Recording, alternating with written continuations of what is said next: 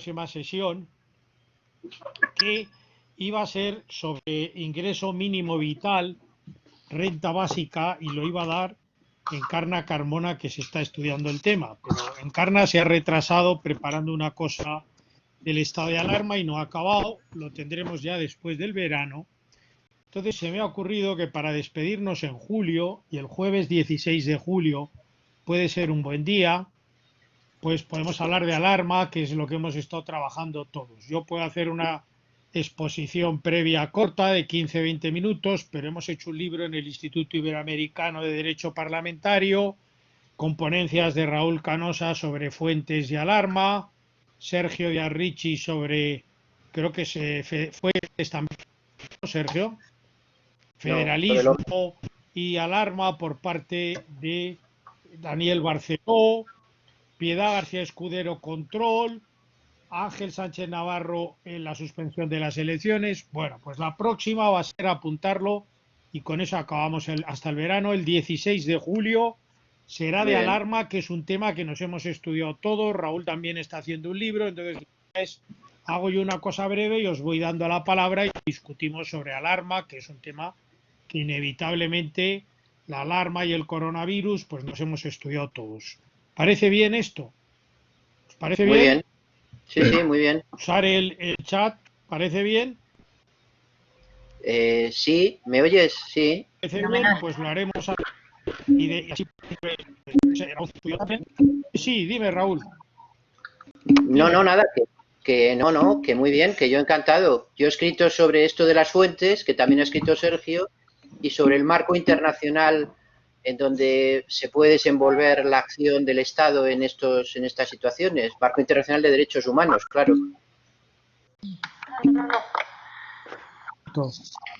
A ver si viene Eduardo Ferrer, que ha hecho una cosa sobre alarma y la jurisprudencia de la Corte Interamericana. En fin, Barceló sobre el federalismo.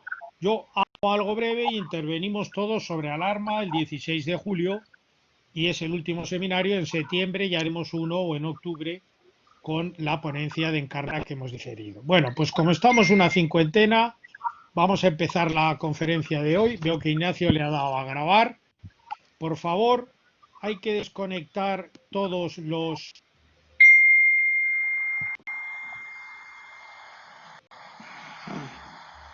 Juan Lucas desconecta el vídeo, salvo Juan Carlos Duque desconecta el vídeo, el audio, porfa. Juan Carlos, el audio.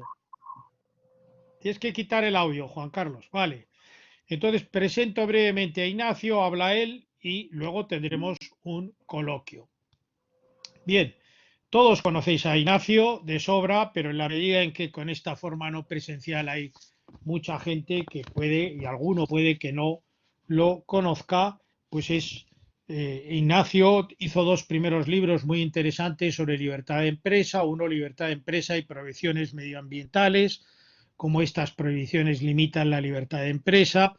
Después escribió su tesis doctoral sobre la libertad de empresa, un terrible derecho, un libro muy documentado. Tiene muchas publicaciones sobre extranjería, donde es un experto y empezó trabajando en esto con Pablo Santolaya, sobre derechos sociales en el Tribunal Europeo de Derechos Humanos, también de unidad del mercado, donde siguió trabajando tras la tesis de Roberto Rosino.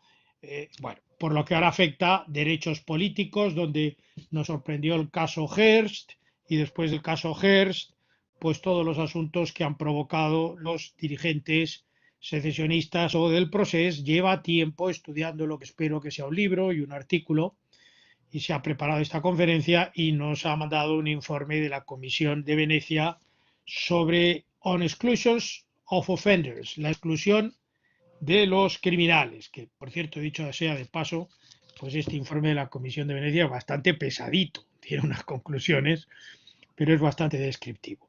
Bueno, sin más prolegómenos, le dejo la palabra a Ignacio por un tiempo prudencial. Ignacio, 20-25 minutos y luego haremos un coloquio. Adelante. Voy a poner el reloj para no pasarme y sobre todo, bueno, agradeceros a todos que os hayáis conectado ya a finales de junio a las 5 de la tarde para para participar en el seminario en un año en el que todos estamos pues especialmente cansados, o por lo menos yo, todo el mundo con el que hablo está especialmente cansado porque la docencia ha supuesto un esfuerzo extra. Habrá que en algún momento que hacer un seminario también para reflexionar sobre cómo ha influido pues todas estas circunstancias a la docencia y también pues a la labor judicial y al servicio público en general, ¿no?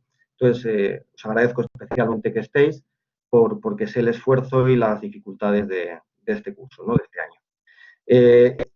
Lo que voy a presentar, pues quiero que sea un artículo de revista y un poco el seminario sirve pues para presentando un pequeño esbozo de lo que sería un paper, pues tratar de avanzar y por eso me interesa a mí hablar poco y escucharos mucho, ¿no? Sobre todo porque cuando veo aquí la lista de asistentes, pues me encuentro con muchas personas que saben de este tema bastante más que yo. Hablaba antes de Manuel Delgado, pero sois muchos los que habéis trabajado este tema o que habéis tenido contacto directo con el mío.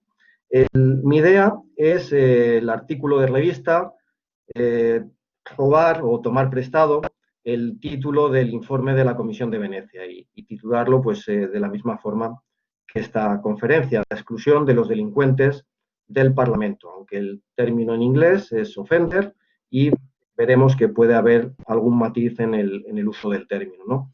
Es un préstamo que trataré luego de explicar, aunque hará falta algunos arreglos. Como en cualquier traje de segunda mano, siempre es necesario pues cortar, actualizar, alargar, porque a uno no le quedan exactamente igual las mangas que al que fue el primer dueño, ¿no? Entonces, el informe de la Comisión de Venecia querría empezar destacando que al margen de las deficiencias o los problemas que pueda tener, es una referencia destacada. Ha sido citado por el Tribunal Europeo de Derechos Humanos en una decisión muy importante, aunque no sea una sentencia, pero es una decisión de la Gran Sala en el caso de Silvio Berlusconi, un caso que no entra en el fondo, pero que sí que utiliza el informe como fuente externa. Por lo tanto, tiene un importante valor interpretativo, o al menos puede tenerlo en el futuro.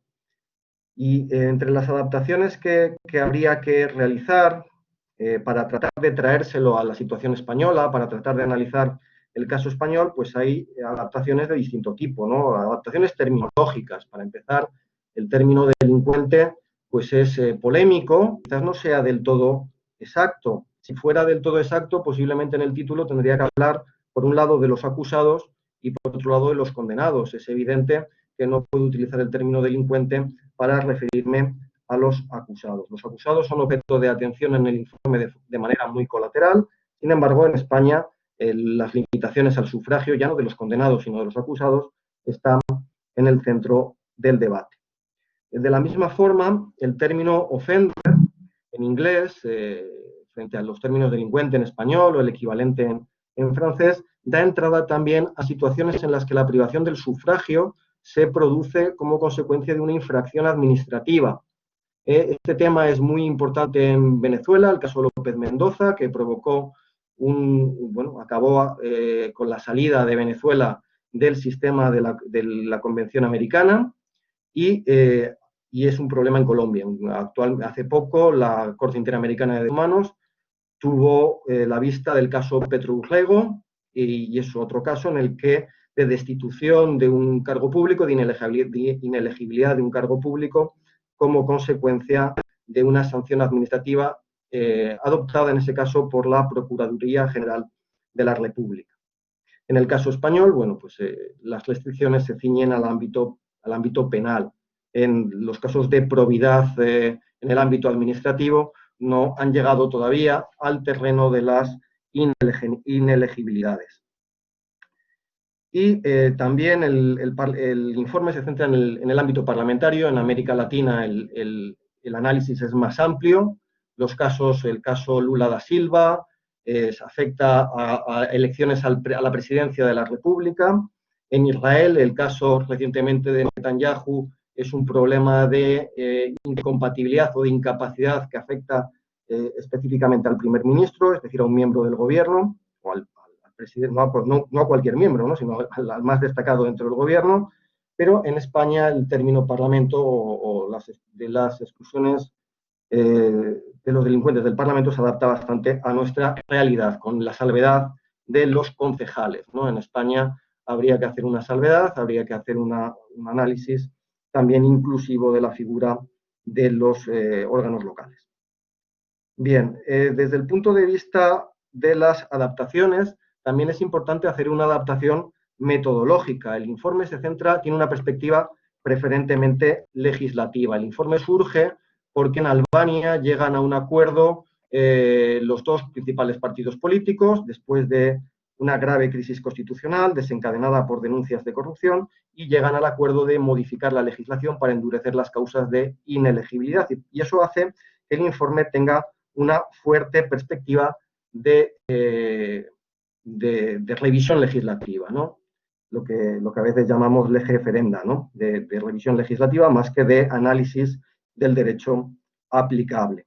Sin embargo, si en vez de verlo desde la perspectiva del legislador, la vemos desde la perspectiva del juez, que quizás sea la predominante en el contexto actual español, los principales problemas que tenemos no son tan de reforma legislativa, aunque sí que hay actualmente una proposición de ley en el Congreso de los Diputados presentada por el Partido Popular, que lo que sugiere es ampliar los supuestos de inelegibilidad, incapacidad electoral realmente, más que inelegibilidad, pero dentro del artículo 6 de la Ley Orgánica del Régimen Electoral General, a las personas que, habiendo sido acusadas de un delito, se encuentran en situación de rebeldía. Es verdad que este debate está actualmente en el Parlamento, pero la perspectiva predominante en el marco español, o en la actual coyuntura española, es la del juez, y desde la perspectiva del juez, el control de convencionalidad de la ley es interesante, es un problema práctico, en la medida en que puede suponer la inaplicación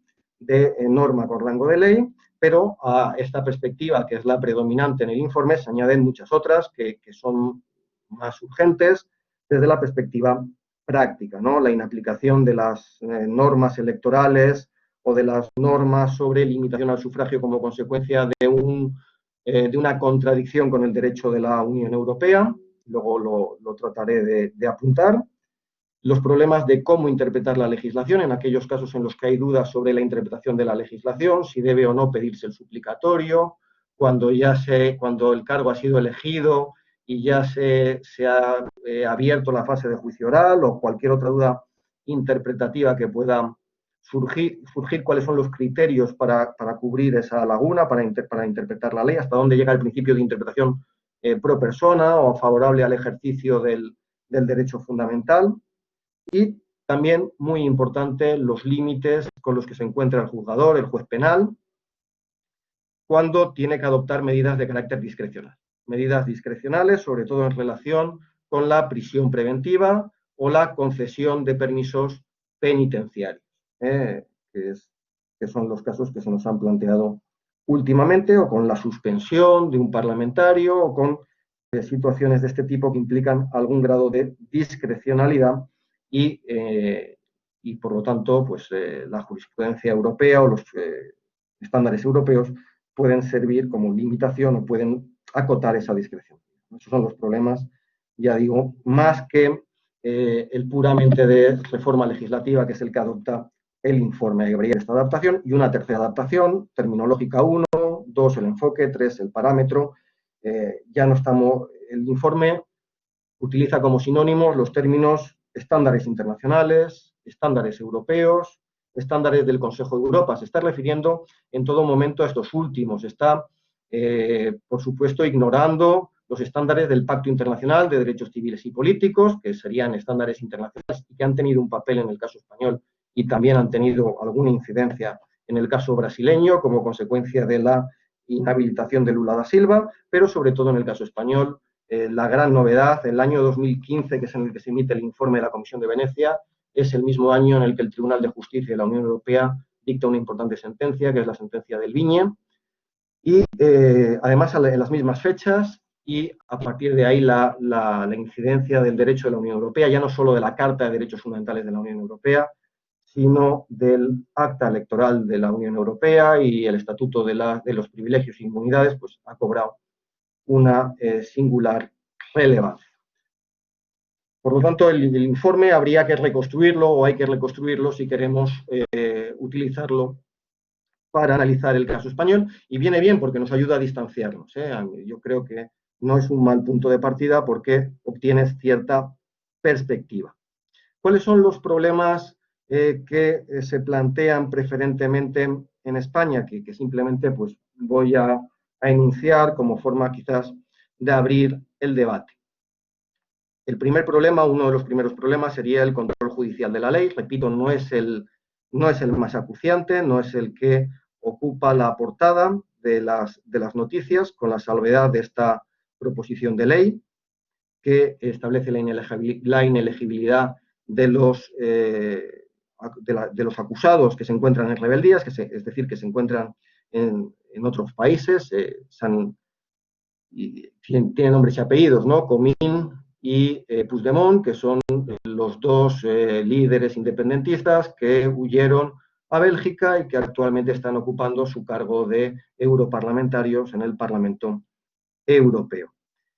Pero bueno, al margen de esta proposición de ley, digamos que yo creo que hay un debate teórico más de fondo, porque examinamos la legislación española sobre sobre restricciones al derecho de sufragio pasivo, pues a mí lo primero que me llamó la atención es la cantidad de figuras que se entremezclan. Podemos intentar hacer rápidamente una pequeña clasificación y podemos ver cómo vamos acumulando distintas capas, distintas figuras que se van superponiendo unas a otras.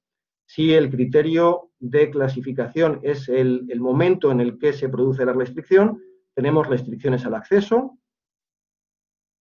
sobre todo las inelegibilidades o por llamarlas de una forma más estricta, incapacidades electorales, pero también tenemos restricciones sobre la permanencia en el cargo, con las inhabilitaciones y las pérdidas del mandato, e inhabilitaciones en el ejercicio del cargo representativo, sobre todo vinculadas a la suspensión. Y además tenemos consecuencias como puede ser la declaración de vacante de un escaño, que son equivalentes a restricciones al ejercicio del cargo representativo. Si nos centramos solo en las incapacidades electorales, tenemos, lo enuncio rápidamente, la inhabilitación o la suspensión del cargo público como pena principal establecida por el Código Penal para determinados delitos. Tenemos las mismas penas de inhabilitación y de suspensión, pero no como penas principales, sino como penas accesorias vinculadas a una pena privativa de libertad, que también están en el Código Penal, y que dieron en su momento pues, lugar a un caso que acabó en el Tribunal Constitucional referente a Arnaldo Otegi. Tenemos ya fuera del Código Penal, dentro de la ley electoral, el supuesto de inelegibilidad, como si estuviera aquí Alfonso Fernández Miranda, pues me corregiría, no inelegibilidad, no incapacidad electoral vinculada a situaciones de prisión, en caso de condena, y tenemos también otra inelegibilidad que se adelanta al momento de, por determinados delitos, de condena no firme, es decir, condena que es recurrible. Todo esto dentro de la LOREG y solo en el caso de las inelegibilidades, ¿no? Y son inelegibilidades que unas pues, se superponen con otras. Por lo tanto, un panorama muy abigarrado de restricciones legales y que han ido incrementándose, sobre todo como consecuencia de la experiencia, primero, terrorismo, los candidatos, la estrategia de Batasuna de incorporar a sus listas electorales a presos preventivos y a presos condenados como forma de reivindicación política, en la misma línea que el IRA en Irlanda. También golpismo, ¿no? Tejero en un momento dado aprovecha una laguna legal para presentar su candidatura, en el momento en el que había sido condenado en primera instancia, pero su condena era recurrible. Posteriormente, los casos de corrupción han supuesto un incremento de las causas de inelegibilidad y el contexto actual de la estrategia de los partidos secesionistas catalanes, pues de aprovechar también la coyuntura para presentar a las personas que estaban siendo juzgadas por el Tribunal Supremo a distintos procesos electorales, hasta 3 procesos electorales, al Parlamento de Cataluña, al Congreso de los Diputados y posteriormente al Parlamento Europeo. Bien, dentro del análisis legislativo, dentro del análisis de todas estas figuras por parte del Tribunal Europeo de Derechos Humanos y también del Tribunal de Justicia de la Unión Europea, de nuestro propio Tribunal Constitucional, el problema principal es el de la justificación de la medida. En América Latina surgen otros problemas relacionados con la aplicación de restricciones por órganos que no son de carácter judicial. En Italia, el caso Berlusconi es un problema de retroactividad en la aplicación de estas medidas restrictivas, pero en España los 2 principales problemas son, por un lado, la justificación de la medida y, por otro lado, la incidencia en el principio de presunción de inocencia, ¿no? Si nos quedamos en la justificación de la medida, por no ampliar demasiado el tema y no alargarme, hay puede haber 2 momentos distintos, ¿no? O 2 parámetros de control. Por un lado, los órganos judiciales pueden controlar si la medida persigue una finalidad legítima y si la medida es adecuada a esta finalidad legítima. Este tipo de escrutinio, que sería una proporcionalidad suave, una proporcionalidad limitada, pues sí que la utiliza el Tribunal Europeo de Derechos Humanos en la sentencia Paxas o en la sentencia Tanase, que no son exactamente sobre las mismas situaciones, pero sí que aplica este estándar, ¿no? ¿Y cuáles pueden ser los fines que justifican estas restricciones? Pues tanto el Tribunal Europeo como el informe de la Comisión de Venecia abren mucho el panorama. Estas restricciones no tienen por qué estar justificadas por una única restricción, sino que puede haber distintas finalidades que expliquen la introducción de estas limitaciones. La más tradicional, el carácter infamante de la condena, ¿no? Que es la única finalidad o una de las finalidades que podríamos descartar en el siglo XXI, pues en el momento en el que reconocemos la plena dignidad de los presos, los derechos plenos de los presos, que la condena solo limita aquellos derechos estrictamente previstos por el Código Penal y que no deben ser extendidos a la limitación de otros derechos, pues este carácter de indignidad o carácter infamante de la condena, pues debe ser rechazado también. El informe tiene mucho cuidado con la utilización de estas medidas como herramienta de persecución de la oposición política, ¿no? Y la aplicación, es decir, la utilización por parte del gobierno de estas restricciones como forma de perseguir a la oposición. Pero al margen de estas finalidades que obviamente por razones democráticas no son aceptables, el informe y también el Tribunal Europeo admiten distintos motivos. Si estamos ante una pena, lógicamente la pena tiene una finalidad retributiva, tiene una finalidad preventiva, que puede justificar el establecimiento de la inhabilitación como una pena principal. También se ha argumentado la incompatibilidad entre el ejercicio del cargo y la situación de prisión, la dificultad para asistir a las sesiones parlamentarias, aunque bueno, también en contra se argumenta que en determinados regímenes penitenciarios no habría tal incompatibilidad. Se habla de que en la inhabilitación vinculada a determinados delitos, pues lo que trata de proteger es la propia democracia, ¿no? Dependiendo del tipo de delito, la inhabilitación sirve para preservar a la democracia, delitos de terrorismo o incluso en delitos de corrupción. Y el apunta como justificación principal, y con esto y ahí sitúa todo el peso de la argumentación, en que el hecho de ser un cargo público conlleva un plus de exigencia respecto a al deber de respetar el ordenamiento jurídico. Bien, pues habría que analizar la adecuación de cada una de las medidas que he enunciado de forma muy rápida a alguna de estas finalidades, y los problemas surgen en aquellos casos en los que la exclusión del derecho de sufragio no se hace de forma selectiva, sino se hace de forma generalizada. Más allá del juicio de adecuación, es decir, si nos movemos hacia los estándares más rigurosos del juicio de proporcionalidad, nos encontraríamos con el juicio de necesidad y la proporcionalidad en sentido estricto. El Tribunal Europeo de Derechos Humanos no parece predispuesto a entrar en este ámbito y lo deja al margen de apreciación nacional, incluso en restricciones al sufragio activo vinculadas a la universalidad del sufragio. No ha entrado ni en necesidad ni en proporcionalidad en sentido estricto.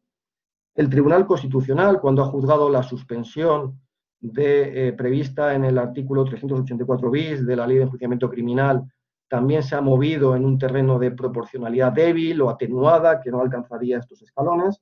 Y la duda es el Tribunal de Justicia de la Unión Europea, que en Delviñe apunta a la proporcionalidad, pero no entra a examinar hasta dónde llegaría este juicio de proporcionalidad. Los argumentos para no aplicar una proporcionalidad fuerte pues son distintos. En el caso del Tribunal Europeo, la subsidiariedad, la existencia de límites inmanentes que justificarían las restricciones al artículo 3 del protocolo 1. En el caso del Tribunal Constitucional Español, el carácter del artículo 23 como derecho de configuración legal. Argumentos pues, que nos llevan a disputas teóricas importantes sobre la caracterización de estos derechos. Y el informe lo que sí que plantea el debate sobre la necesidad y la proporcionalidad de la medida, pero en el terreno de las recomendaciones legislativas, ¿no? En el terreno del soft law, no en el terreno de los estándares internacionales. Y tiene un debate interesante, aunque lo resuelve pues, en pocas líneas, sobre la necesidad de que intervenga el legislador, que es mejor que ante estos riesgos que suponen el hecho de que una persona acusada o condenada entre unas elecciones, que es mejor que sea el propio electorado el que se autorregule, libre mercado de las ideas lleve a un ajuste y que excluya estas situaciones, o hace falta una intervención del legislador y hace una serie de consideraciones sobre la cultura política, las listas cerradas, el comportamiento electoral, que es una parte interesante del informe, aunque quizás está resuelto de manera demasiado simple, ¿no?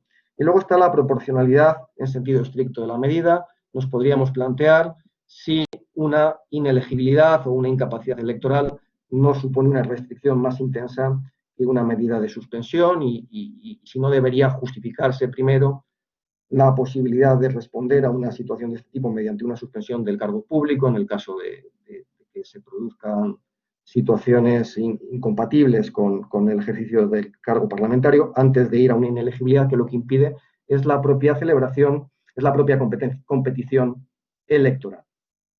Bien, me quedan un par de minutos para decir que en el caso español, pues actualmente tan importante como estos debates son los debates que tienen que ver con la contradicción entre las normas nacionales y el derecho de la Unión Europea y la posible inaplicación de normas nacionales que sean contrarias al derecho de la Unión Europea. Repito, no tanto directamente contrarias a la Carta de Derechos Fundamentales, no estamos hablando de medidas que el Tribunal de Justicia de la Unión Europea considere per se contrarias al derecho de sufragio, sino que pueden ser contrarias a otras normas del derecho de la Unión, interpretadas, eso sí, a la luz de este derecho o este principio de que los miembros del Parlamento Europeo son elegidos por sufragio universal. Y es el caso que se plantea, o es la situación que se plantea en la sentencia de Oriol Junqueras. Y hay dos artículos de la legislación española que en ese proceso se plantea el debate sobre su posible inaplicación. Primero, el artículo 384 bis de la Ley de Enjuiciamiento Criminal, que establece la suspensión de aquellos cargos públicos, la suspensión de los cargos públicos en el momento en el que se produce el autoprocesamiento si el cargo público está en situación de prisión provisional.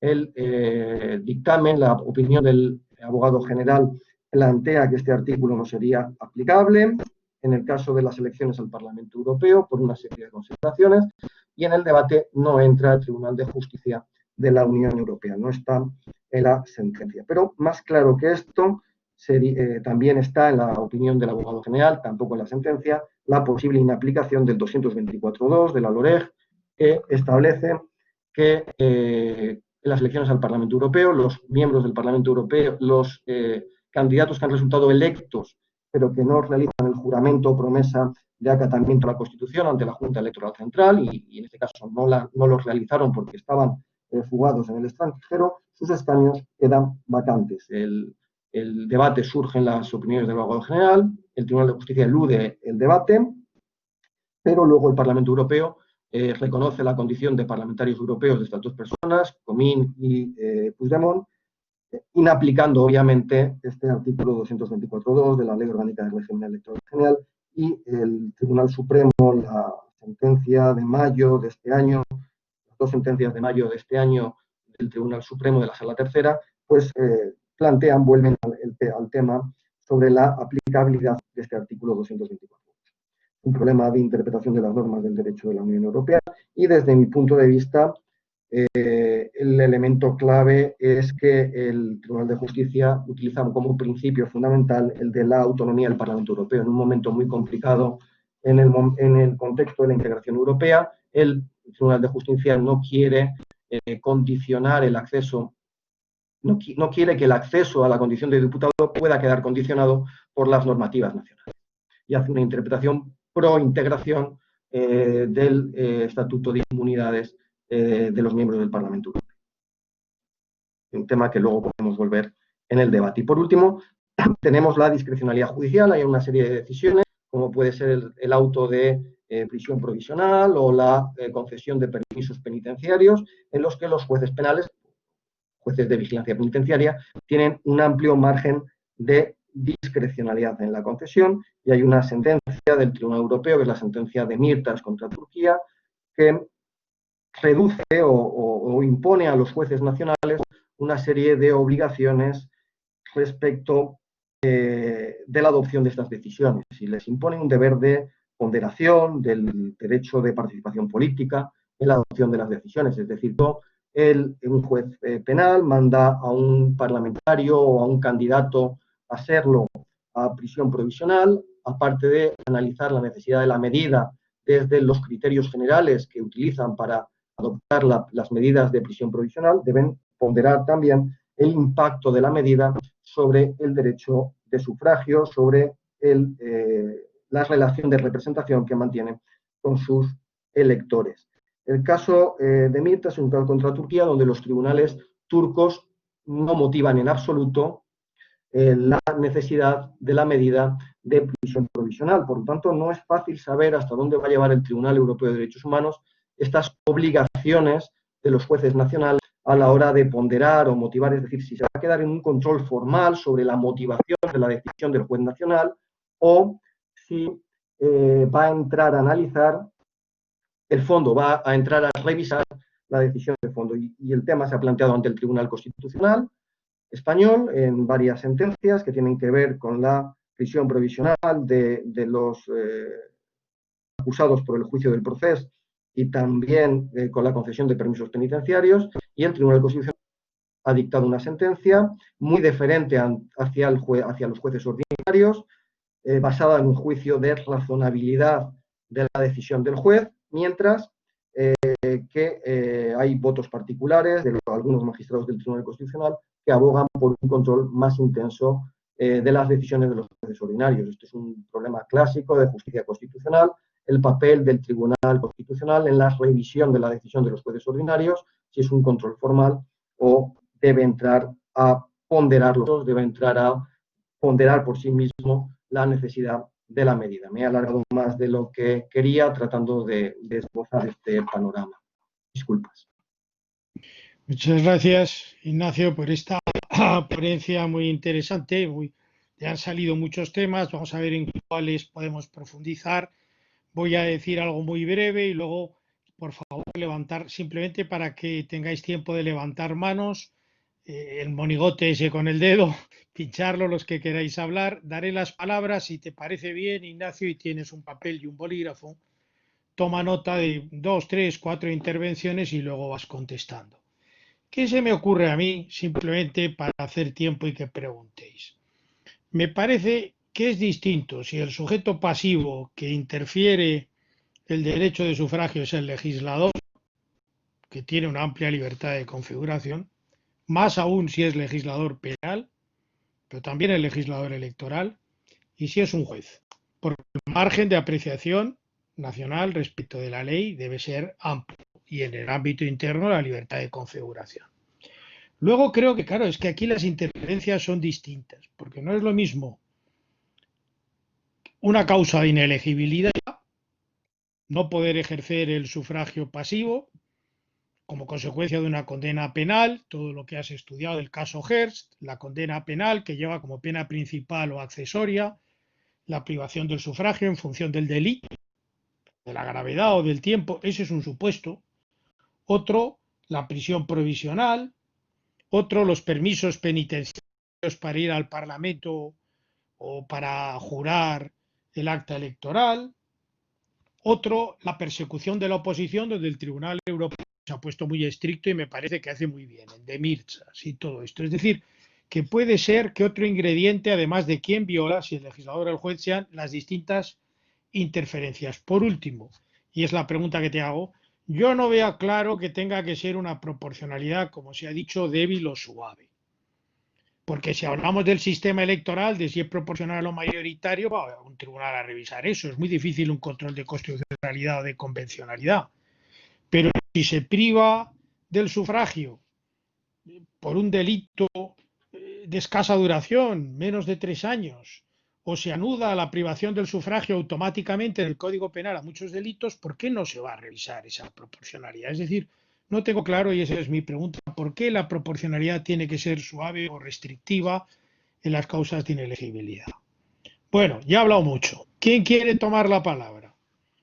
¿Quién quiere levantar, apretar el dedo o preguntar? ¿Estáis poco preguntones? Sergio, no sé si está hablando, no se le oye. ¿Nadie quiere preguntar nada? Pues contéstame a esto, Ignacio, y luego damos las palabras. No se te oye. Que Germán Teruel acaba de levantar la mano también, por si... Germán, ¿quieres intervenir? Muy brevemente, Ignacio, muchísimas gracias por la ponencia. Una pregunta muy concreta. En su día yo estuve trabajando sobre la limitación, o sea, prever como causa de inelegibilidad a los encausados o los investigados, dependiendo de ahora cómo lo queramos ver. Aquellas personas que sin ni siquiera habiendo sentencia condenatoria, aún no siendo firme, ¿no? Porque ahora de momento nos hemos parado en admitir como causa de inelegibilidad algunos supuestos de condena penal aún no siendo firme. Esto suponía llevarlo más allá. He visto en la proposición que se debatió ayer por parte del Grupo Parlamentario de Ciudadanos sobre la lucha contra la corrupción, que lo han quitado esa parte. Acabo de comprobarlo y creo que lo han quitado. En la versión de la legislatura anterior, no la de la corta, sino la anterior, todavía permanecía. A mí siempre me planteó muchas dudas. El poder limitar el derecho a personas por el mero hecho de que estuvieran investigadas o encausadas, es decir, aunque se hubiera abierto ya el juicio oral. Eso una pregunta. Y otra segunda pregunta que nos lleva a un tema que creo que está conectado, aunque es distinto. Condena penal por inhabilitación para el ejercicio del cargo del presidente del gobierno. A un presidente del gobierno en ejercicio. Claro, es un supuesto de cese, a mi juicio, es un supuesto de cese del presidente y por tanto de caída del gobierno no previsto constitucionalmente. Esas serían mis dos cuestiones sobre el tema. Ignacio, gracias. ¿Hay alguna pregunta más? No sé si Pablo, que ha visto casos importantes como juez, María Díaz Crego. puede comentar algo o quieres comentar esto primero. No, María está levantando la mano y Rosa Ripollés también. Pues no me salen aquí las manos. Ah, sí, María Díaz. Adelante, María. María. María Díaz Crego, enciende el audio.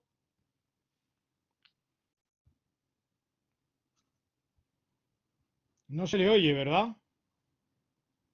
No. María, vamos a esperar que puedas hablar. Encarna, ¿quién era la otra que decías? Rosa Ripollés. Rosa.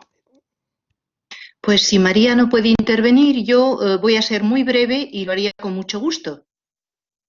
Adelante, Rosa, te escucho. Vale, muchas gracias. Lo primero, felicito a Ignacio. Este es un tema que él conoce perfectamente bien y, bueno, ha transmitido una información muy útil y muy interesante de esta nueva perspectiva de la cuestión, que, bueno, pues que siempre viene bien el planteamiento en un seminario de estas materias.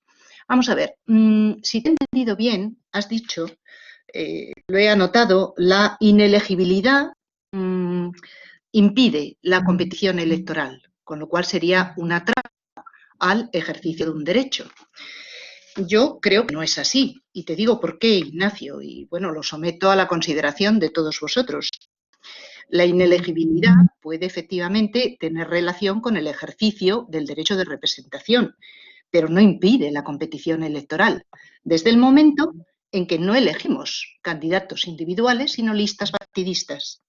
Y conforme a la LOREG, el artículo es el 164 para diputados o el artículo 217 para eurodiputados, cuando proceda la imposibilidad de un candidato continuar en el escaño para el que se presenta, existe la posibilidad de que haya sustituciones en la lista electoral con el siguiente candidato en la lista. Luego admito que efectivamente puede haber interferencias en el ejercicio del derecho de representación, pero no así incidencia en la competición electoral. No sé qué pensarás tú de esto, pero me gustaría conocer tu opinión. Luego, quisiera que, por favor, que ampliaras algo más una idea muy elegante, el hecho de que la interpretación del Tribunal de Justicia de la Unión Europea va respecto de el planteamiento de, vamos a ver si soy capaz de explicarlo bien, va en línea pro integración europea y no desde otro planteamiento.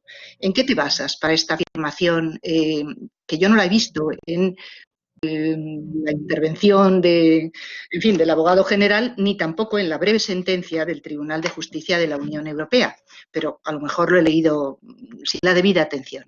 Enhorabuena, Ignacio, y te agradecería que te refirieras a estos temas. Muchas gracias. Ignacio, ¿te parece bien contestar estas tres preguntas? Sí, perfectamente. Bien, la proporcionalidad suave o débil, ¿no?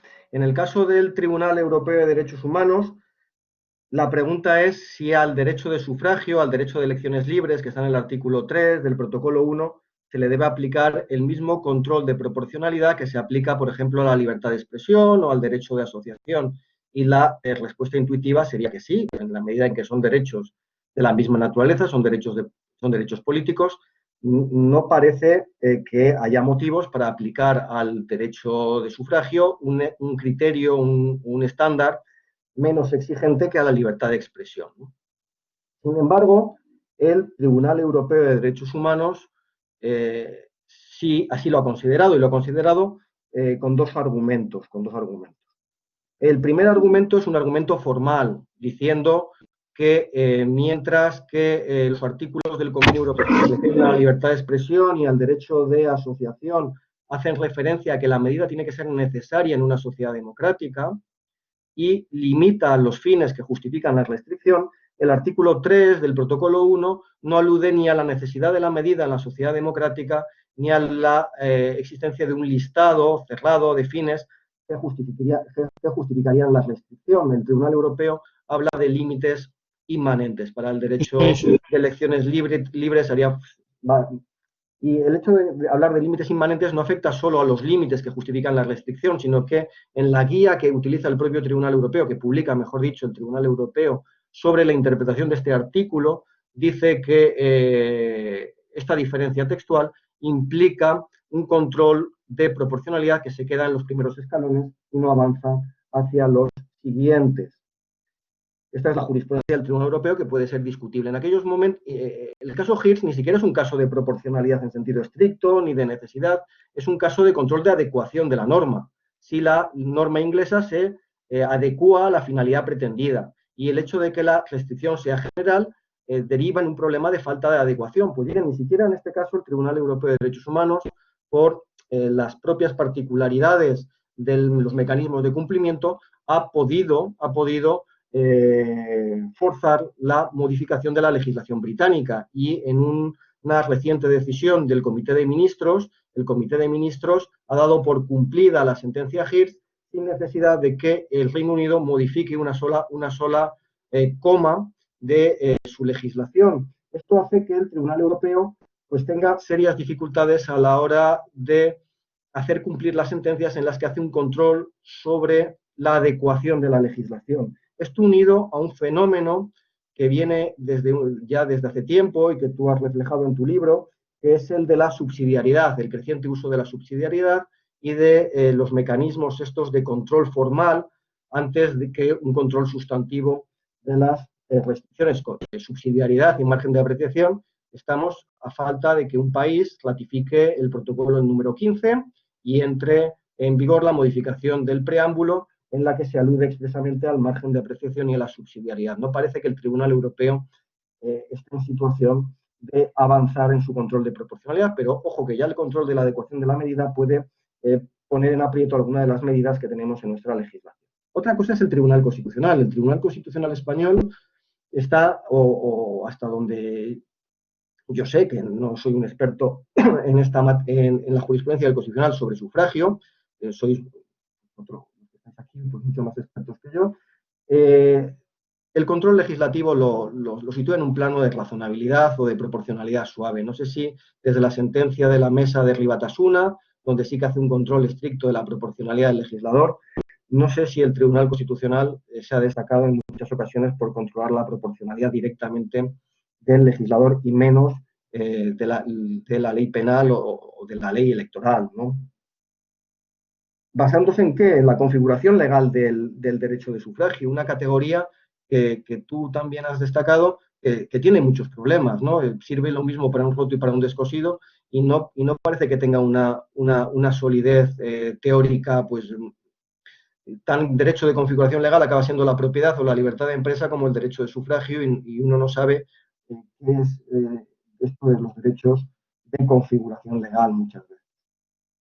Por lo tanto, no quiero quedarme en el plano descriptivo, sino lo que querría decir es que, así como el Tribunal Europeo parece difícil que avance en una mayor proporcionalidad, pues el Tribunal Constitucional no acabo de ver del todo claro por qué no aplican este tipo de restricciones cuando no hay límites inmanentes en el 23, cuando no hay una proporcionalidad más estricta. El Tribunal Constitucional no debería conformarse con cumplir lo mismo que el Tribunal Europeo, sino que debería plantearse si no debe ir más allá. Y en ese caso, el Tribunal de Justicia de la Unión Europea, en el caso del Viñe, y los que vengan después de Del Viñe, pues creo que podría también aplicar una proporcionalidad más estricta.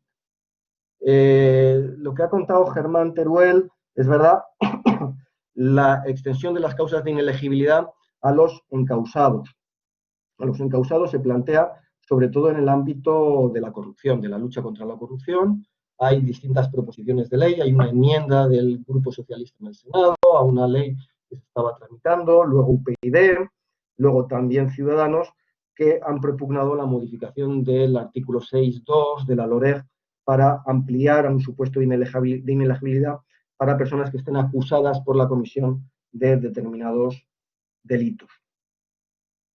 En el ámbito de la corrupción, esto se resuelve no en el plano legislativo, mediante un acuerdo entre los partidos políticos de excluir de las listas electorales a aquellas personas que estén acusadas de corrupción. Por lo tanto, se evita la intervención del legislador mediante un acuerdo entre los principales partidos políticos. Y surge ahora de nuevo como consecuencia del supuesto de rebeldía.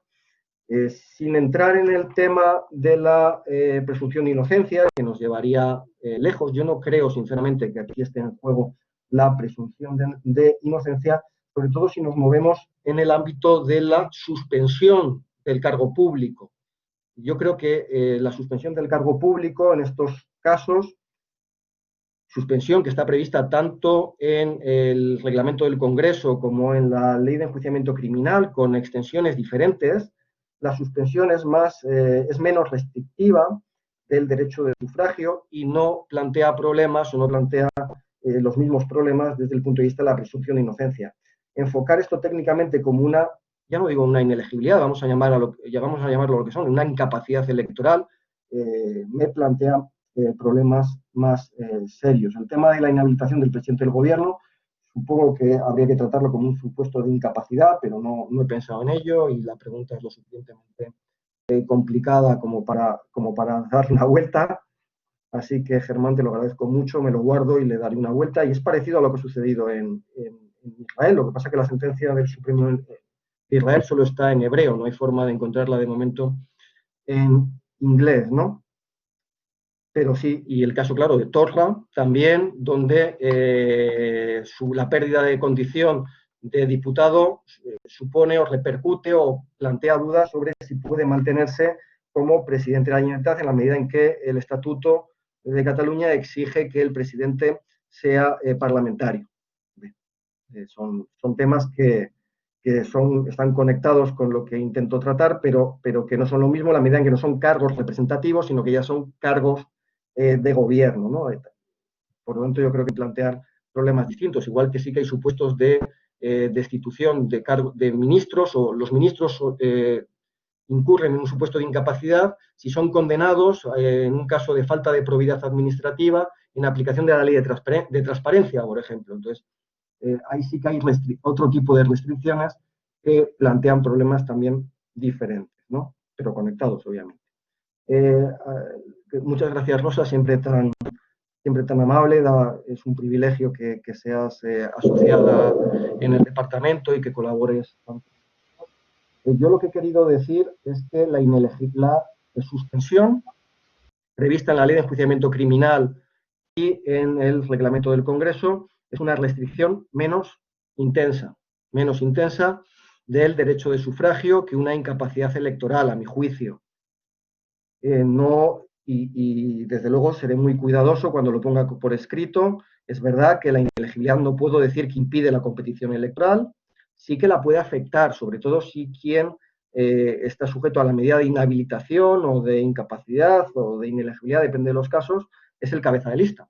No es lo mismo que sea el cabeza de lista, como ha sucedido recientemente, que sea pues otra persona dentro de la lista, ¿no? También lo reservo.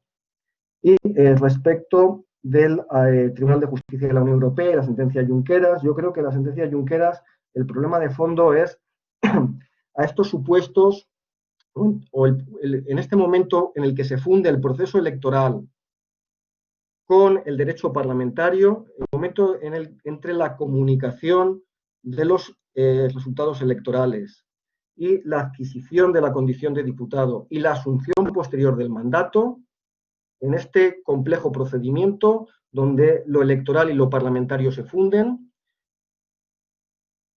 ¿cómo interpretar ese punto de corte teniendo en cuenta que en materia electoral la remisión a la legislación de los Estados miembros es la regla general, mientras que en el ámbito del derecho parlamentario el Tribunal de Justicia trata de defender la interpretación autónoma de los requisitos, de las categorías, de las condiciones previstas para los miembros del Parlamento Europeo. Yo creo que este es un tema de fondo, aunque es verdad que lo mezcla el propio Tribunal de Justicia, diciendo que interpreta el derecho de la Unión o hace una interpretación pro ejercicio del derecho de sufragio, ¿no? Trataré de matizarlo mucho más por escrito, ¿no? Y también, bueno, pues ya no solo habría que seguir también la decisión de la vicepresidenta, las medidas cautelares, y también en parte entran en este debate las dos sentencias del Supremo del mes de mayo, ¿no? sobre el juramento de Puigdemont y Comín. Perdón por la brevedad, pero veo que me estoy extendiendo.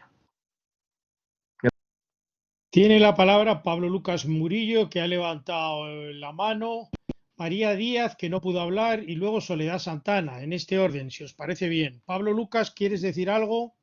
Bueno, yo porque tú me habías, escribe ahora que tiene que salir. Pablo Lucas. más que por propia iniciativa, pero ya de paso, estando en el uso de la palabra, sí quiero decir que me parece que está muy bien la intervención que ha hecho Ignacio, como por otro lado era de esperar. Y al respecto de lo que venís hablando, yo quería hacer estas observaciones. Primero, lo que has planteado tú, Javier. La posición del legislador naturalmente no tiene nada que ver con la posición del juez. Viendo cuál ha sido la actitud del legislador español en el punto de introducir restricciones a la elegibilidad, limitaciones al sufragio pasivo, yo creo que ha habido normas, las hay muy discutibles, pero que se explican por la situación o la causa que las ha provocado. La lucha contra el terrorismo, la estrategia que se siguió o posteriormente un entendimiento de defender pues la Constitución o las instituciones básicas. En todo caso, la actitud o la posición del legislador no tiene nada que ver con la del juez. El juez yo creo que tiene muy poco o ningún margen, porque tiene que aplicar las normas. En este caso tiene que aplicar, si hablamos de la inelegibilidad, la ley orgánica del régimen electoral. Y esto se vio claro cuando se planteó el problema de la candidatura de Carles Puigdemont y Antonio Comín y Oliveres. La Junta Electoral tomó una decisión por mayoría que fue muy discutible, pero no había base en la ley orgánica para excluir esas candidaturas. Entonces el juez tiene poco margen. Tiene poco margen y tiene que estar a lo que resulta de una interpretación de la ley que no puede entenderse de una forma restrictiva del derecho y no pueden establecerse por creación judicial causas de inelegibilidad que no están en la ley. Esto yo creo que es una consideración elemental. Del mismo modo que en el otro punto del problema, la condena penal, la inhabilitación, pues ahí también la solución suele ser bastante sencilla, porque si es la inhabilitación social privada, la total privada del cargo, y si es la especial que comprende la privación del cargo, exactamente también. Entonces ahí no hay apenas margen. Luego, en el caso de la sentencia del Tribunal de Justicia, yo creo que es difícil sacar de ella conclusiones generales. Es una sentencia que está muy condicionada por el caso concreto, muy condicionada, y entonces resuelve en el sentido que se conoce. A mí me parece que la explicación de los razonamientos y luego de la respuesta a las cuestiones prejudiciales debe buscarse no solo desde la perspectiva española, sino desde una perspectiva europea más amplia y seguramente mirando más hacia el este que hacia el oeste.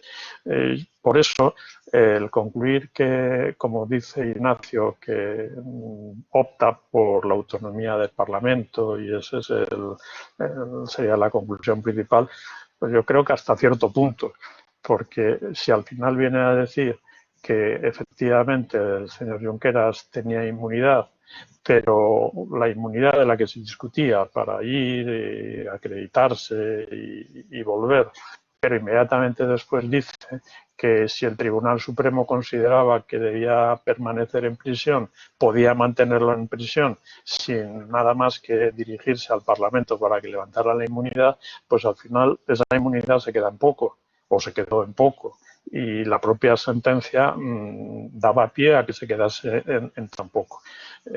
A mí me parece que habrá que esperar a ver cuál es la posición que al final adopta el Tribunal de Justicia cuando se pronuncie de una manera directa sobre la cuestión de la adquisición de la condición de parlamentario o, si se quiere, hasta dónde llega el derecho nacional en este punto y dónde no puede llegar.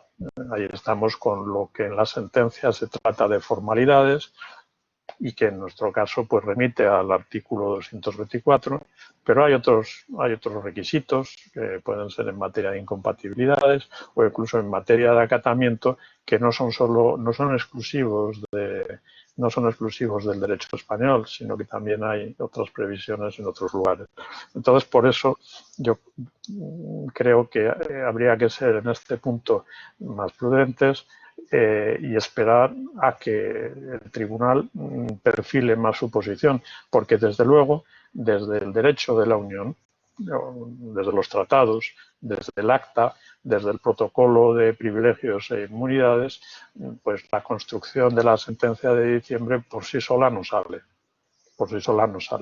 Entonces es una interpretación del tribunal, habrá que estar a la interpretación del tribunal que prevalezca, pero del acta electoral, pues las soluciones podrían ser otras, como lo han sido durante 30 años. O sea, yo ahí esperaría. Y también creo que desde el punto de vista sustantivo, considerando los tratados, considerando la Carta de los Derechos Fundamentales, desde el punto de vista material no hay diferencias entre los postulados de nuestro ordenamiento y los del derecho de la Unión. No hay contradicción. Otra cosa será la interpretación que finalmente siente el Tribunal de Justicia. Bueno, quiero decir una cosa, un matiz coincidente con Pablo para acabar de aclararnos todos y dar la palabra a Sole. Efectivamente, la discrecionalidad del legislador es muy grande y la del juez mucho más pequeña. Pero además aquí es que es el legislador penal y el legislador penal es el Sancta Sanctorum de la legislación. No olvidemos que cuando el Tribunal Constitucional anula un delito en el caso de la mesa de Herri Batasuna por desproporcionalidad, se montó un jaleo terrible.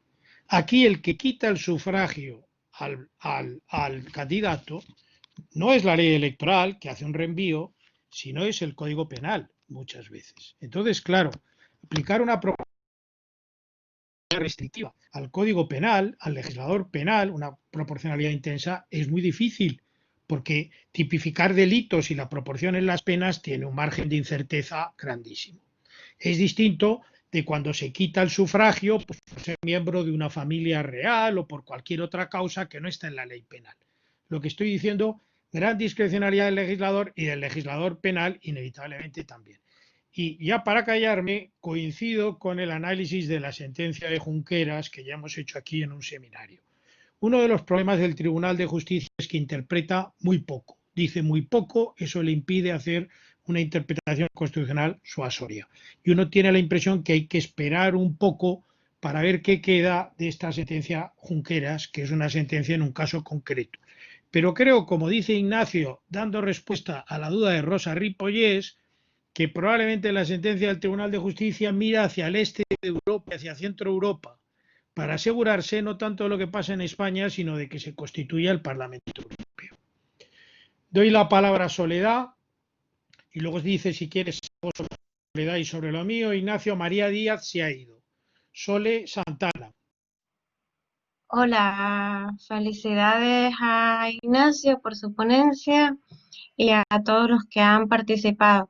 Ustedes saben que Derecho Parlamentario no es mi fondo, que yo me dedico a la aplicación del derecho de la Unión Europea en el ámbito de los derechos fundamentales, en el derecho constitucional, y a lo mejor les voy a hacer una pregunta muy comprometida con relación a lo que dijo el compañero Germán. Y también en una ocasión uno de los expertos de este foro, no quiero decir su nombre, se la pregunté y me dijo que la pregunta era ardua y que a lo mejor iba por los tribunales penales internacionales.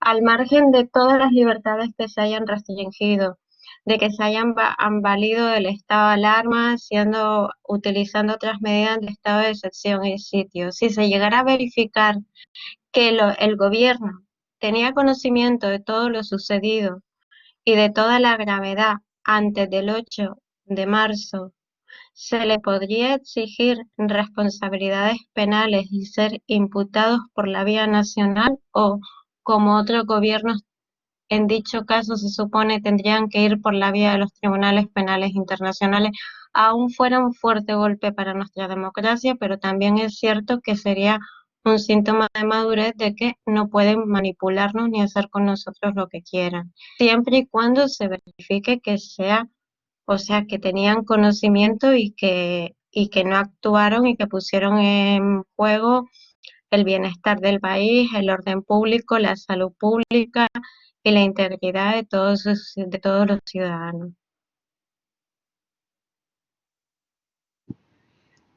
Adelante, Ignacio.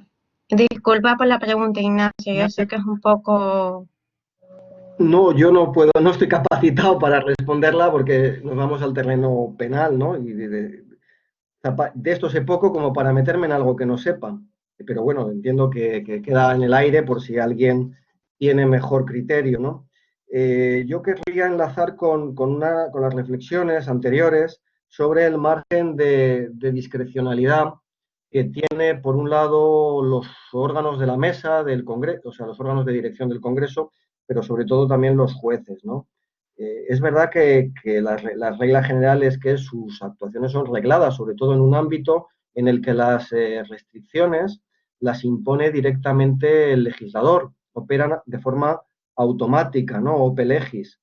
Otra cosa curiosa del informe es que el informe recomienda que cuando las restricciones del derecho de sufragio tienen su origen en condenas por delitos menos graves, que no sea la ley la que establezca directamente la consecuencia jurídica, sino que pueda ser el juez el que pondere la necesidad de la restricción teniendo en cuenta las circunstancias del caso concreto. En ese sentido, el informe aboga por una mayor discrecionalidad de los órganos judiciales a la hora de valorar ese tipo de restricciones menos graves, ¿no? Y parte de la doctrina penalista en España también ha criticado la suspensión de cargo público y la inhabilitación especial del derecho de sufragio como pena accesoria, no como pena principal, sino como pena accesoria vinculada a una pena restrictiva de libertad de menos de 10 años, explicando que tal como está regulado el artículo correspondiente del Código Penal, que creo que es el 56, hace casi obligatorio para el juez el imponer este tipo de restricción y que además le obliga a imponerla con independencia de que el tipo de delito cometido esté vinculado o no con los bienes jurídicamente protegidos por un Estado democrático. Ese artículo, creo que es el 56 del Código Penal, dice que cuando la pena es privativa de libertad de menos de 10 años, el juez debe imponer, y dice debe imponer, alguna de las tres siguientes medidas. Dice, suspensión de cargo público, obviamente si el condenado no es un cargo público no se puede imponer. 2, privación de la patria potestad y otra serie de inhabilitaciones especiales para el ejercicio de comercio, etcétera, cuando el delito esté conectado con esa situación. O 3, la inhabilitación del derecho de sufragio.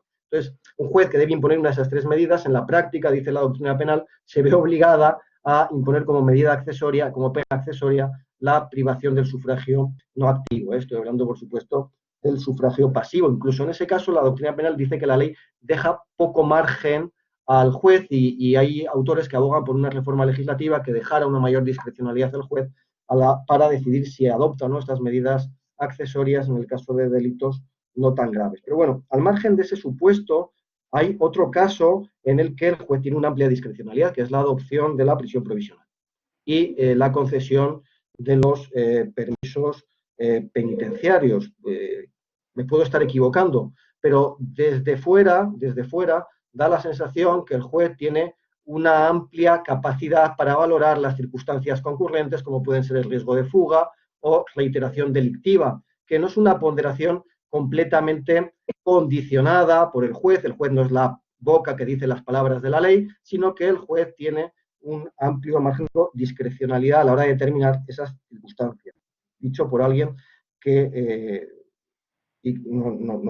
obviamente no soy bastante ignorante sobre la materia. Y hay otro tercer ámbito en el que parece que también el juez puede tener un amplio o una cierta capacidad de discrecionalidad, que es la interpretación de la norma cuando la norma no es clara. Por ejemplo, ¿debe pedirse suplicatorio cuando alguien accede al cargo público y ya se ha dictado el auto de procesamiento? Pues la solución no se deriva de una interpretación mecánica de la ley, sino que hay una labor de reconstrucción de la norma por parte del intérprete del derecho. Y un cuarto caso, ¿qué sucede en caso de conflicto entre ley española y derecho de la Unión Europea o tratado internacional? La selección de cuál es la norma aplicable y la inaplicación de la ley española en caso de conflicto parece otro ámbito en el que también el juez tiene un importante campo de decisión. Ahora bien, la duda desde la perspectiva de la sentencia de Mirtas es si las restricciones o el control que ejerce el Tribunal Europeo de Derechos Humanos sobre la decisión del juez ordinario en estos casos se circunscribe a las medidas privativas de libertad, a la necesidad de la medida privativa de libertad, o puede abrir la senda a que el Tribunal Europeo realice un control más intenso de la labor del juez.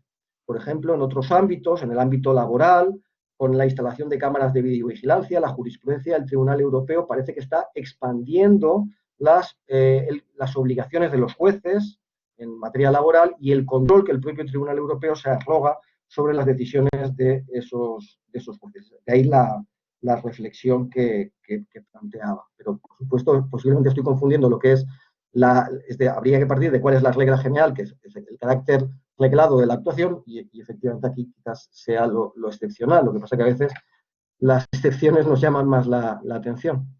Gracias.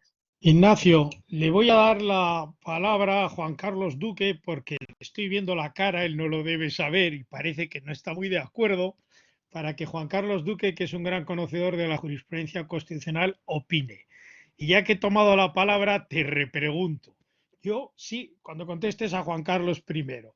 Yo nunca he entendido por qué es importante la duración de la pena y no el tipo del delito, el bien jurídico protegido a raíz del caso Hearst y la saga Hearst. Me parece que se quite o no el sufragio como pena accesoria debería depender del tipo de delito, del bien protegido, pero de la duración de la pena, ¿por qué? Explícamelo otra vez si puedes, por favor. Ya sé que eso está aquí en Inglaterra y en otros sitios, pero no lo veo, explícamelo. Y doy la palabra a Juan Carlos Duque, que creo que quiere polemizar en algún tema. Juan Carlos, ¿me oyes? ¿O decir algo? Lo oigo, pero ante todo, disculpas porque no sabía que se me estaba bien. O sea, no sé manejar muy bien este aparato. No estoy acostumbrado a otros programas. Enhorabuena, Ignacio, por tu ponencia. Creo que abordas es una ponencia muy complicada de concretar porque son muchos los temas que abordas, que se abordan en el foro de la Comisión de Venecia, y son temas que se nos han abierto de repente, por lo menos en nuestro ordenamiento jurídico, en una dimensión que hasta ahora no teníamos. Creíamos que teníamos algunas cosas claras y desde el año 17 toda la claridad que teníamos se ha puesto en cuestión y todos son interrogatorios. Pero se me ocurre que siempre hago una reflexión. Primero, yo, esto creo que lo ha dicho ya Pablo Lucas y ha insistido Javier García Roca, desde la perspectiva del Tribunal Constitucional no puede ser el mismo el control de proporcionalidad hacia el legislador que hacia un órgano judicial. Y máxime en un derecho de configuración legal como es el derecho del ejercicio del cargo público, el derecho de sufragio. Configuración legal que es difícil de delimitar, pero que tiene un contenido respecto al legislador, o un límite respecto al legislador es que respete su contenido esencial, que no se límite que tiene el juez. El juez tiene otro límite. Por eso creo que las resoluciones del tribunal, desde la perspectiva de la proporcionalidad, son distintas, o como dices, más suaves frente al legislador que frente a los órganos judiciales. Y bueno, el tribunal ha hecho controles de proporcionalidad de varios requisitos en la materia electoral, ¿no? Es decir, desde listas paritarias, desde sufragio, derecho a sufragio, desde la perspectiva también de los avales, o de lo que voy a apuntar después. Después otra cosa, o sea, sin embargo, yo no veo tanta discrecionalidad en el sentido que entiendo el término de discrecionalidad cuando el juez adopta una medida como la prisión provisional. Es decir, el juez adoptar la prisión provisional está sujeto a unos parámetros de constitucionalidad, que es el fin, son los fines que le pueden legitimar la prisión provisional, que creo que tiene que medir y valorar muy al caso, todas las circunstancias del caso. O sea, evidentemente tiene una capacidad de valoración y de aplicación de esos fines a la medida de prisión que adopta, pero no creo que sea tanta la discrecionalidad. Y en un ejemplo de esto, por ejemplo, es que en la aplicación del 384 bis de la Ley de Enjuiciamiento Criminal, que es la suspensión del cargo público frente a delitos determinados como es el de rebelión y que el imputado esté en prisión, es una medida que adopta el legislador, no la adopta el órgano judicial. O sea, el órgano judicial simplemente comunica que como se da esa situación procesal, este señor o estos señores quedan privados del cargo público, de los cargos públicos que ostentan. Esa es una medida que adopta el legislador, que el tribunal ha analizado en una sentencia del año 94 y que ha entendido proporcional precisamente por el tipo de delitos que son delitos frente a la protección del sistema democrático. Y el tribunal entiende, en ese juicio de proporcionalidad, que el legislador puede tomar esa medida. Sin embargo, el tribunal, cuando adopta una revisión, por ejemplo, de la prisión provisional de un órgano judicial, es más estricto en el juicio de proporcionalidad. Yo creo que no tiene tanto discrecional el juez, o sea, tiene unos fines que el tribunal contrasta, que se cumplen con las circunstancias fácticas o no de esos fines. Y lo último que se me ocurre, en el caso de Mirtas, que está en revisión, tiene que ver qué parte ocurre con la gran sala cuando la revise y la sentencia de Mirtas, creo que es muy distinto, aunque el tribunal ha recurrido a la sentencia de Mirtas para el caso Junqueras y todos los demás desde la 155 del 19, es muy distinto el caso de Mirtas, las circunstancias fácticas a las de todas estas sentencias que ha dictado el tribunal. En primer lugar, en el caso de Mirtas, como tú bien señalabas, o sea, se trata de lo que intenta el Tribunal Europeo de Derechos Humanos es adoptar medidas de protección frente a la oposición política. La oposición política a la cual se le impide ejercicio del cargo público. Y se le impiden todos los medios, incluso hasta medios económicos, y se le ingresa en prisión. En el caso de Mirtas, el Tribunal Europeo llega a la conclusión de que la medida de prisión provisional no se adecua a las garantías del convenio. No se adecua a las garantías del convenio. Pero no obstante, pese a eso, realiza también un paralelismo, un contraste de la medida desde la perspectiva del derecho, del protocolo 3, del ejercicio del cargo público, ¿no? Bueno, en el caso de las sentencias que dicta el Tribunal Español, la medida de prisión provisional es una medida que se toma o que se entiende que es constitucional. Y el planteamiento que hacen los recurrentes, si se mira bien las sentencias que hacen todos los recurrentes, y se mira los antecedentes de las sentencias, es que, como son cargos públicos, el juez de instrucción no les puede aplicar la medida de la prisión provisional. Y por tanto tiene que dejarles ejercer libertad sus cargos públicos, sus funciones como parlamentarios, en un momento en el Parlamento de Cataluña, en otro momento en las Cortes Generales. Y es un planteamiento así de básico el que hace. No obstante, el tribunal da una respuesta creo más profunda, justamente como consecuencia de haberse dictado por el Tribunal Europeo de Derechos Humanos la sentencia de Mirtas, y hace un juicio de proporcionalidad. Hace un juicio de proporcionalidad conforme a los criterios que el Tribunal Europeo de Derechos Humanos fija en esa primera sentencia de Mirtas, que debemos ver en qué queda, ¿no? Y bueno, esto era lo que se me ocurría. O sea, yo creo que la proporcionalidad, el control no puede ser el mismo respecto al legislador que respecto a un órgano judicial, una decisión judicial, y yo creo que el órgano judicial, en este caso, en el caso que adopta una medida de prisión provisional, la discrecionalidad no me parece, creo que tiene razonabilidad, o tienes que explicar razones, pero no creo que sea discrecional. Y después el tema de fondo, que es, incluso también cuando da permisos penitenciarios, cuando da permisos penitenciarios, y se dice en la última sentencia del tribunal, el juez tiene que atenerse a los requisitos que establece la ley. O sea, que podrá aplicarlos, pero tendrá que razonar cómo los aplica o cómo concede o no concede el permiso. Y por último, yo creo que el tema que se plantea, yo creo que aquí hay un tema de fondo cuando se adopta la prisión provisional de determinados cargos públicos, que es, y que no solamente vale la medida de prisión provisional, sino que hay que tener en cuenta el ejercicio del cargo público. Yo me pregunto si la imputación o la investigación de los cargos públicos fuera por otros delitos, se aplicaría con tanta intensidad el ejercicio del derecho de sufragio pasivo. Y se me ocurren varios ejemplos. O sea, yo no sé si detrás de esto, lo que también hay en el fondo, es el planteamiento de que no hay una actividad propiamente delictiva, sino hay una actividad política que ha tenido unas consecuencias. Creo que las sentencias que se han dictado el tribunal desde el año 155-2019, en el planteamiento que veo la doctrina, late en el fondo de que aquí hay un problema político, es un planteamiento político, pero no me imagino que fuera tanta la intensidad con la que se ha debatido esto si los cargos públicos fueran investigados por otro tipo de delitos que podemos imaginar. Y muchas gracias a todos y perdonad, no sabía que se veía por el vídeo, eso, ¿no? Lo pago ahora mismo. Muchas gracias, Ignacio y Juan Carlos. efectivamente este tema de la agenda oculta en De Michas y tal es esencial, que no existe en los casos del proceso. Ignacio, ¿quieres decir algo sobre estas reflexiones de Ignacio o de Juan Carlos Duque o la contrapregunta que te he dicho antes o de lo que te dé la gana?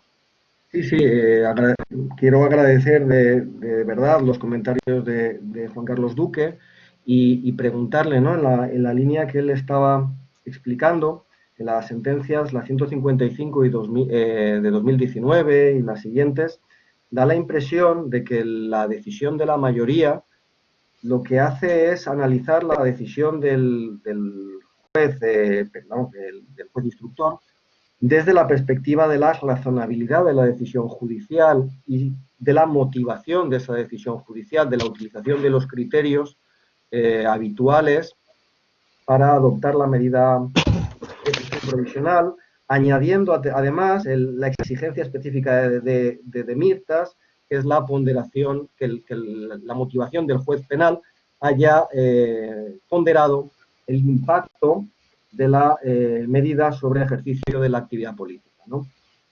Mientras que, no, igual, y es lo que quería preguntar, da la sensación que el voto particular lo que aboga es porque el Tribunal Constitucional adopte una posición más activa en la revisión de esa ponderación, que no se limite a examinar la razonabilidad y la existencia de la motivación, sino que llegue a sustituir o llegue a aplicar los criterios en los que se basa la prisión provisional, haga un juicio, un segundo juicio, una actuación revisora,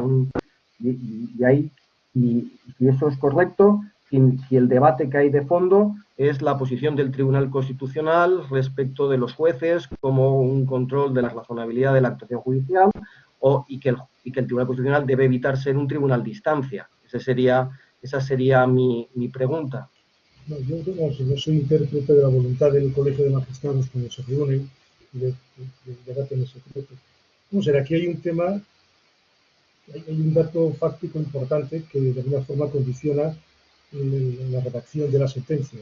Es decir, cuando la sentencia de Mirtas, la de Mirtas 2, que es esta de la del año 18, cuando se dicta ya están interpuestos los recursos de amparo y por tanto el tribunal, el magistrado instructor como la sala de recursos de la sala de lo penal del Tribunal Supremo, al adoptar las medidas de prisión provisional y al revisarlas, no puede tener en cuenta el canon que establece por vez primera el Tribunal Europeo de Derechos Humanos, por vez primera, en el caso de Mirtas, porque es posterior a la sentencia del Tribunal Europeo de Derechos Humanos. Entonces, bueno, lo que hay es un planteamiento de la división, ¿no? La división que hay de eso corresponde al voto particular. Los jueces no han llevado a cabo una motivación necesariamente constitucional, correctamente constitucional, por lo tanto, devolvamos las actuaciones, ¿no? Devolvamos las actuaciones para que motiven, y después, ¿no? Si hace falta, que vengan aquí. O la otra solución, que era el tribunal, en este caso, que optase, porque yo, con los datos que tengo de la causa, con las motivaciones que, aunque no recojan expresamente la doctrina del caso de Mirtas, puedo ver si realmente cumple los requisitos para adoptar una medida de restricción del derecho fundamental que se enuncian antes en la fundamentación jurídica. Antes, en la fundamentación jurídica de la sentencia, cuando se habla del 23, se dice cuáles son los límites del legislador y se dice que también puede tener límites o puede proceder límites al derecho de sufragio por parte de los órganos judiciales. Se dice, en caso de los órganos judiciales tienen que... Estoy leyendo. Bueno, me he perdido. Bueno, las tres razones, o sea, las tres razones que son, bueno, tiene que estar prevista en la ley, es necesario responder a un juicio de proporcionalidad. Y lo que el tribunal ha entendido, la mayoría ha entendido, era que tal y como estaba la causa, tal y como estaban las resoluciones impugnadas del juez instructor y de la sala de recursos, y tal y cual era el planteamiento global, insisto, y puede constatarse en los antecedentes el planteamiento global que hacía que los recurrentes, que era muy sencillo, como soy cargo público, tengo derecho al ejercicio del cargo público, por tanto tiene que dejarme en libertad, se podía hacer ese juicio sin necesidad de devolver las actuaciones. Esa es la diferencia de posición que hay entre el voto particular y la mayoría. De hecho, el voto particular, si os dais cuenta, lo que hace es decir que se retrotraigan las actuaciones de nuevo y que vuelvan a motivar. Y la razón es porque la sentencia de Mirtas fue posterior. Esto hubiera supuesto en política judicial, pues bueno, imagínate si hemos tardado desde el año, lo que hubiera supuesto. Estamos todavía en la instrucción. Vamos, como entiendo yo, los elementos fácticos que han rodeado esto, no interpreto la voluntad absolutamente de ningún integrante del Congreso. Entendido, Adelante, muchas gracias. Y me quedaba pendiente lo que habías tú planteado sobre el caso Hirsch, ¿no? Sobre si las restricciones al sufragio tienen que estar vinculadas a la naturaleza del delito o a la duración de la pena. Y aquí sí que el sufragio activo y el pasivo son muy distintos, ¿no? En el sufragio activo está en juego la universalidad del sufragio, la exclusión de un determinado colectivo del ejercicio del derecho de voto. Y en principio el propio Tribunal Europeo lo dice, las restricciones al sufragio activo hay que examinarlas con mayor rigor, con mayor atención, mientras que las restricciones al sufragio pasivo son aceptables límites más intensos. Por ejemplo, podría haber un límite de mayoría de edad más intenso para el sufragio pasivo que para el sufragio activo, con la idea de que el hecho de ser cargo público implica un plus de obligaciones, de deberes, y por lo tanto son justificables restricciones más intensas. Ya dentro del sufragio activo, en la sentencia Hirsch y sobre todo en otras dos posteriores, Frodel y Scoppola, la Scoppola número 3, la que dicta la sala, el Tribunal Europeo se pone más estricto y dice que no basta con vincular la privación a la duración de la pena, sino que tiene que estar vinculada a la naturaleza del delito, lo que creo que es un buen estándar. El problema es que como consecuencia de la reacción del Reino Unido y de algunos otros países que vinculaban la restricción a la duración de la pena, el Tribunal Europeo de Derechos Humanos da marcha atrás en la sentencia de Gran Sala en Scoppola número 3, que acepta la vinculación de la restricción ya no a la naturaleza del delito, sino a la duración de la pena. Y el Comité de Ministros ha aceptado el cumplimiento por parte del Reino Unido sin vincular la restricción ni a la duración de la pena ni a la naturaleza del delito, ¿no? Entonces, digamos que hay una progresiva degradación del estándar europeo como consecuencia de las dificultades del cumplimiento. Y eso es todavía más complicado llevarlo al sufragio pasivo, donde la duración de la pena sí que puede tener una vinculación con el ejercicio del cargo público. El informe de la Comisión de Venecia dice que hay que exigir a los cargos públicos, para empezar, el cumplimiento de la ley, el cumplimiento del Estado de Derecho, el cumplimiento de las normas, como exigencia que cabe reclamar de los representantes políticos. Y el incumplimiento grave de una norma penal que conlleve una condena de larga duración, con ese esquema de justificación del informe de la Comisión de Venecia, sería una medida que tiene sería una restricción legítima, con el argumento de que en el ámbito del sufragio pasivo son aceptables restricciones más intensas que las del sufragio activo. Perdón, parece un trabalenguas, ¿no?, entre el activo y el pasivo. No sé si te ¿Alguien quiere concluir con alguna pregunta, decir algo? ¿Queda algo en el tintero? ¿No?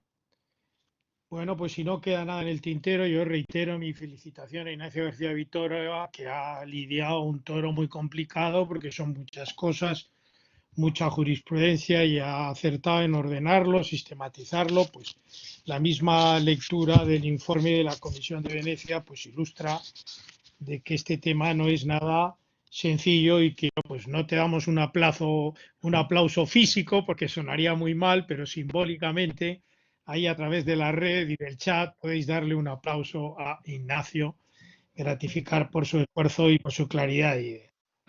Y dicho esto, alguien aplaude. Dicho esto, pues quedamos autoconvocados para el 16 de julio, donde he dicho que hablaremos de coronavirus y alarma. Yo empezaré a hablar un poco de esto, pero intento que sea una ponencia conjunta porque hemos hecho un libro colectivo. Le daré la palabra a los que han escrito sobre esto: Piedad García Escudero sobre el control, Ángel Sánchez Navarro sobre la suspensión de elecciones, Sergio Díaz Ricci sobre las fuentes del derecho, y también Raúl Canosa. Efecto, es decir, somos varios colegas y amigos los que nos hemos ocupado en un libro colectivo del coronavirus y la declaración de emergencia. hablaré yo, pero os daré la palabra a todos. Creo que es un tema de actualidad, que todos estamos al día y podemos tener un debate interesante. Ángel Sánchez Navarro, siempre tan trabajador, nos propone que nos reunamos en agosto, pero me niego en venir desde la playa por mucho que Ángel quiera. No te pongas así, no te pongas. Después del 16 de julio, agosto directamente. Bueno, esto es una broma para que os vayáis con buen sabor de boca y nos veremos el 16 de julio y ya veremos si en septiembre reanudamos. Por lo pronto descansemos en agosto. Muchas gracias a todos. Muy bien, Adiós. Javier. Adiós.